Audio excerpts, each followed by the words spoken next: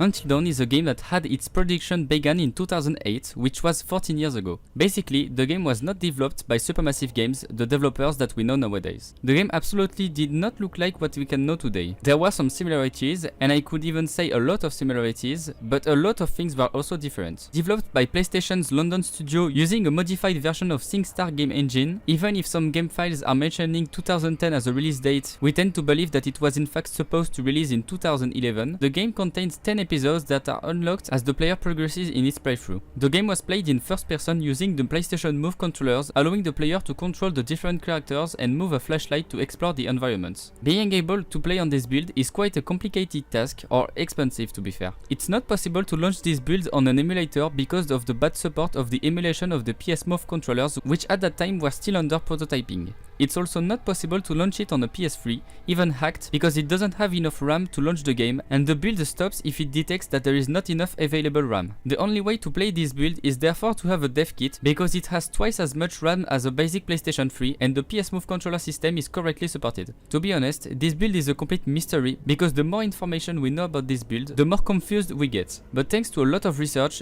here is the important information about this build. I still have other information that I can't tell right now at the moment due to a lack of research, but I will include absolutely everything in the next big video that will be about the builds in every detail. The game seemed to have a mechanic asking the player to keep still the move controller, changing the events of the story depending on whether or not the player succeeded. It was possible to grab objects and inspect them in order to complete a book filled with clues. I didn't talk about it in the graphic identity part because this build is really different compared to the others, but the logo of the game is also a bit different. It looks much more like it's made of ice. Thanks to some concept art also done by Peter Dobbin, the game's speech will be about something like this. The game is about a popular girl in a friend group named Hannah, who was killed the year before. The group of friends return to the ski lodge to commemorate her death as well as investigate on what may have caused her death. Yes, indeed, this speech is very similar to the Until Dawn that we know nowadays. About the main characters, it's still hard to know exactly how many there are in the friend group, who is the bad guy and who are the secondary characters, but it seems that the friend group is made of 7 characters. The killer would be Hannah's boyfriend. We don't see him in this build, but we can see him on the main menu.